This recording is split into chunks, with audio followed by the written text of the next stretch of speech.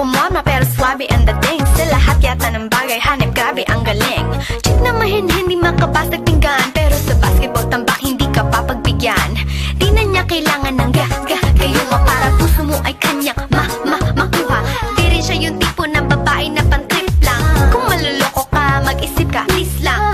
Ang ganda niya'y sapat para mapakanta ka ng sira ang lahat. Okay lang yan, but siguro kulang ka sa talino kung sa kanya'y di tapat.